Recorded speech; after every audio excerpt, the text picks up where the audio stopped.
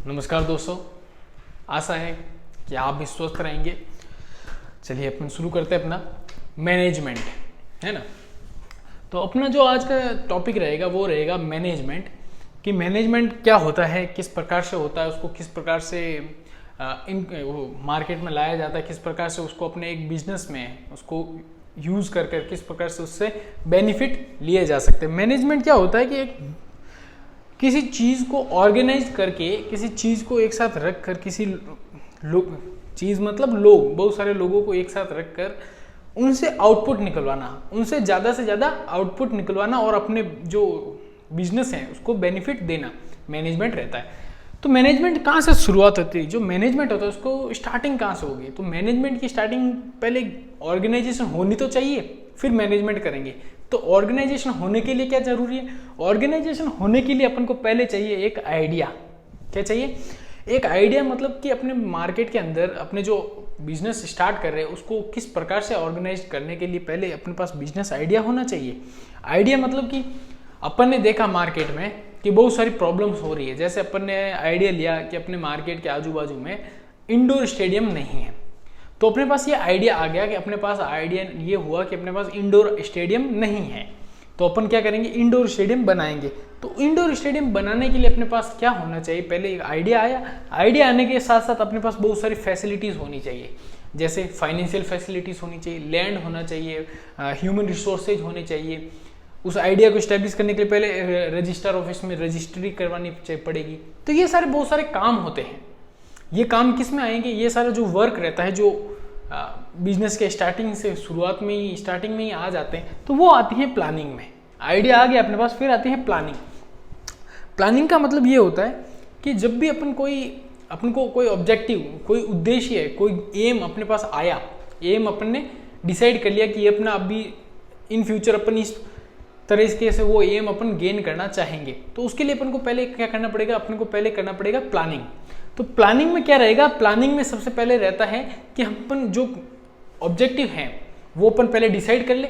उन ऑब्जेक्टिव को कौन प्राप्त करेगा, उसके लिए कौन काम करेगा और किस स्ट्रक्चर में वो काम करेगा, उस स्ट्रक्चर के लिए हम एक पॉलिसी बनाएंगे।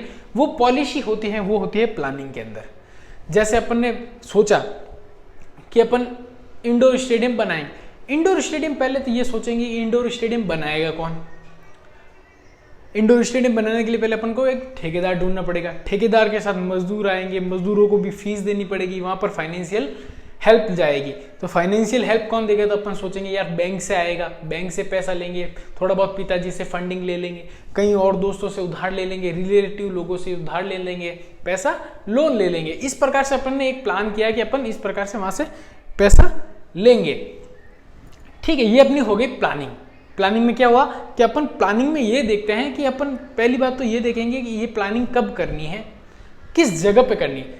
कब करनी है मतलब कि ये देखना पड़ेगा कि अपने जो एरिया है वो वहाँ पर इतना डेवलपिंग है, वहाँ पर ऐसी पब्लिक है जो अपने बच्चों को इंडोर गेम के लिए अप्रोच करे, वहाँ स्टेडियम में आए। ऐसी पहली बात तो पब्लिक होनी चाहिए वहाँ पर, ऐसे अपने कस्टमर होने चाहिए। ठीक है, दूसरा क्या कि कहाँ करेंगे? तो कहाँ करेंगे? तो जहाँ पर जैसे कॉलेज होना चाहिए, स्कूल होने चाहिए, ज़्यादा स्कूल होंगे, ज़्यादा कॉलेज होंगे, वहाँ पर अपन करेंगे अपना इंडोर स्टेडियम, तो ज़्यादा चलेगा क्योंकि बच्चे इंडोर स्टेडियम में आएंगे और वहाँ पर अट्रैक्ट होंगे। फिर इस प्रकार से अपन देखेंगे वो मैनेज कौन करेगा, वहाँ पर हेड कौन रहेगा, चेयरमैन कौन रहेगा। ये सारी चीज़ें प्लानिंग के अंदर अपन डिसाइड करेंगे, पॉलिसीज के अंदर ये अपन डिसाइड कर लेंगे। पॉलिसी में और भी डिसाइड क्या होगा कि अपन पॉलिसी में ये डिसाइड करेंगे कि इन फ्यूचर 1 ईयर या फिर 2 ईयर में अपन कहाँ तक अपना एम पहुंचा पाएंगे, इसके लिए पॉलिसीज बनाना। ठीक है, जब ये यहाँ पर अपन प्लानिंग में जो पॉलिसीज बनाएंगे उसी के अकॉर्डिंग अपन मैनेजमेंट करेंगे। तो सबसे मैनेजमेंट का सबसे मेन जो पॉइंट रहता है, जो फर्स्ट स्टेप रहता है, जो बेसिक रहता है, जैसे कि अपन कभी भी घर बनाते हैं तो उसकी नींव जो सबसे ज़्यादा मजबूत रहेगी तो वो घर सबसे अच्छा रहेगा। इसीलिए क्या कहते हैं कि जब भी कोई बिजनेसमैन रहेगा मैनेजमेंट के लिए तो वो सबसे बेहतरीन, जितनी ज़्यादा अच्छी प्लानिंग होगी उतना ही अच्छा बिजनेस मैनेजमेंट होगा। तो प्लानिंग के लिए भी वो अलग अलग ऑप्शंस रखता है। जब कोई भी बिजनेसमैन या फिर कोई भी मैनेजर रहेगा वो क्या करता है, जब प्लानिंग करता है तो उसमें बहुत सारे ऑप्शन रखता है, बहुत सारे ऑप्शन में भी वापस ऑप्शन रखता है। ताकि क्या जब भी ऑप्शन मिले तो उस ऑप्शन के अकॉर्डिंग कौन सा ऑप्शन बेटर है वो ऑप्शन चूज करता है प्लानिंग के अंदर। जैसे कि ए, बी और सी, तो अपन 3 ठेकेदार अपने पास आ गए। कौन सा आ गए? ये ठेकेदार है अपने पास कि ये बिजनेसमैन, ये अपना जो प्लानिंग कर रहे हैं इंडोर स्टेडियम की, तो ये 3 ठेकेदार हैं, इन्होंने अपना बजट बताया कि अपन इस अकॉर्डिंग अपना जो ये रहेगा इस प्रकार से बनाएंगे। परंतु क्या हुआ कि ये बी है, ये समझ ले इसका पहले कि ये 1 लाख रुपए में बना के देगा अपन को, ये 1.5 लाख में बना के देगा, ये भी 1 लाख में बना के देगा। ठीक है, ये तीनों आ गए अपने पास ऑप्शन, 1, 1.5 और 1। तो अभी अपन को ये देखना है कि यार ये 1 लाख वाला है, ये किस प्रकार से बना के देगा। फिर ये देखना है ये 1.5 लाख में 50,000 एक्स्ट्रा खर्चा क्या करेगा, वो भी देखना पड़ेगा। और सी 1 लाख में ये दोनों एक जैसे ही कैसे बना रहे हैं, तो फिर अपन इसको हटा देंगे क्योंकि ये एक्स्ट्रा कर रहा है, 50,000 रुपये एक्स्ट्रा खर्चा करेगा अपना, जिसमें अपन को फायदा नहीं। पर ये दोनों ही सेम टू सेम बना रहे, फिर इनमें से अच्छा ऑप्शन कौन सा होगा। इस प्रकार से मैनेजमेंट कहता है सबसे बेहतर ऑप्शन चुनना। क्या करना? सबसे बेहतर ऑप्शन चुनना। जितने भी ऑप्शन आपके सामने दिख रहे हैं उनमें से सबसे बेहतर ऑप्शन आपके सामने होना चाहिए और उसको आपको चुनना आना चाहिए। समझ में आया? जैसे 1, 2, 3, 1 लाख के 2 ऑप्शन है और 1.5 लाख का ऑप्शन है, तो अपन को ये देखना पड़ेगा ये 1.5 लाख रुपए में, अगर ये 1.5 लाख रुपए वाला अच्छा खर्चा कर रहा है, ये 50,000 का बेहतर खर्चा कर पा रहा है वहां पर और अच्छा स्टेडियम बना पाएगा, तो अपन इसको चुनेंगे। इन दोनों को खारिज कर लेंगे, इनको मना कर देंगे। परंतु अपन ये भी देखेंगे ये 1.5 लाख रुपए खर्चा क्यों कर रहा है। अगर ये दोनों 1 लाख में ही ये 1.5 लाख वाला खर्चा कर रहे हैं तो अपन इनको चुन लेंगे। इस प्रकार से अपन को आना चाहिए कि किस प्रकार से मैनेजमेंट होना चाहिए। प्लानिंग के बाद अपन ने देखा कि प्लानिंग के बाद होगा डिसीजन मेकिंग। डिसीजन मेकिंग में यही रहता है कि बेस्ट ऑप्शन को चुनना। डिसीजन मेकिंग में क्या रहता है, प्लानिंग बना दी अपन ने, प्लानिंग को अब उसको इंप्लीमेंट करना मार्केट के अंदर इंप्लीमेंट करना, अपनी जो यूनिट है, जो अपना बिजनेस है उसको स्टैब्लिश करना, ये डिसीजन मेकिंग के अंदर आएगा। डिसीजन मेकिंग में और यही रहेगा कि बेटर ऑप्शन है मार्केट के अंदर उनको लेना, अपने बिजनेस के साथ जोड़ना, डिसीजन मेकिंग रहेगा। फिर आता है ऑर्गेनाइजेशन। फिर मैनेजमेंट का सेकंड मोस्ट इंपोर्टेंट पॉइंट आता है, सेकंड स्टेप आता है ऑर्गेनाइजेशन में क्या रहेगा। ऑर्गेनाइजेशन में ऐसा रहता है कि जो अपन बना रहे हैं, जो अपना बिजनेस बना रहे हैं, जो मैनेजमेंट कर रहे हैं, उनमें जो लोग काम कर रहे हैं, जो वर्कर आएंगे, उनको एक पोजीशन देना, उनको राइट्स देना, उनको लाइबिलिटीज देना ऑर्गेनाइजेशन में आता है। ठीक है, ऑर्गेनाइजेशन में क्या रहेगा, अपने जो वर्कर हैं, अपने जो जूनियर है, उनको अपनी लाइबिलिटी बताना, उनको अपने राइट्स देना कि आपके पास इतने अधिकार है, आपको ये वर्क करना, ये काम करना, आपको इस प्रकार से काम। जैसे आपको एग्जांपल देता हूं कि जब राम सेतु बना, भगवान रामायण में जब राम सेतु बना, तो उन्होंने किसको कितनी लाइबिलिटी देनी है, कौन सा वर्कर क्या काम करेगा राम सेतु बनाने के लिए। भगवान राम ने जब राम सेतु बनाने के लिए अपना काम शुरू किया तो उन्होंने देखा, जब जो समुद्र के देवता थे, जल देवता थे, उन्होंने बताया कि आपकी वानर सेना में नल और नील नाम के 2 वानर हैं, वो आपके लिए राम सेतु बना सकेंगे। तो भगवान राम ने क्या किया, तो उनके लिए उनको ऑर्गेनाइजेशन में उनको हेड बनाया, उस काम के लिए उनको क्या बनाया, हेड बनाया। किनको? नल और नील को उस काम के लिए हेड बनाया। इसी प्रकार से अपन को देखना चाहिए, हमेशा अपन को देखना होगा मार्केट के अंदर या फिर अपने ऑर्गेनाइजेशन में कि जो काम अपन किसी को बना रहे हैं, जब अपन कोई ब्रांच बना रहे हैं तो उस ब्रांच का हेड कौन होगा, उस काम को करने वाला सबसे बेटर ऑप्शन कौन होगा। तो जब पुल बनाने की बारी आई तो नल और नील को सबसे आगे किया भगवान राम ने। परंतु जब लंका भेजना था तो उन्होंने हनुमान को भेजा। क्यों? क्योंकि हनुमान के पास वो ताकत थी, नल और नील के पास नहीं थी। नल और नील के पास क्या था, उनको स्ट्रक्चर बनाना, उनको कंस्ट्रक्शन का काम अच्छे से आता था, जबकि हनुमान जी को क्या आता था, कूदना, उड़ना, उनको पास जाकर ढूंढना, ये उनके पास जो माइंड पावर थी वो हनुमान जी के पास थी। परंतु लक्ष्मण, जो नल और नील के पास था, क्या था, उनके पास था कंस्ट्रक्शन पावर। तो अपन को देखना होगा कि कौन सा ऑप्शन बेटर है। अगर अपन पुल बनाने के लिए हनुमान जी को आगे कर देते तो हनुमान जी कभी पुल बना ही नहीं पाते, परंतु अगर नल और नील को फिर वापस लंका भेज देते तो वो लंका भी नहीं जा पाते, माँ सीता को ढूंढ भी नहीं पाते। इस प्रकार से अपन को देखना होगा कि कौन सा ऑप्शन बेटर है कौन सा काम करने के लिए। और ये जो नल और नील को पुल बनाने के लिए जो चॉइस हुई वो किस में आ गई, डिसीजन मेकिंग में। और क्या हुआ, प्लानिंग क्या हुई, तो वहां पर बैठे थे जब रामेश्वरम में, तो उन्होंने डिसाइड किया, उन्होंने प्लानिंग की कि किस प्रकार से उन्होंने बहुत सोचा कि पहले अपन ऐसे करते हैं, नाव बनाते हैं, नाव में बैठ के अपन लंका चले जाते हैं। फिर उन्होंने सोचा कि अपन लंका जाएंगे, परंतु रावण पहले ही तैयार होगा, वो अपनी जो नाव रहेगी वो पहले ही आग लगाकर या फिर हमला करके तोड़ देगा, अपन को पानी में ही डुबा देगा। उन्होंने बहुत सारी प्लानिंग की।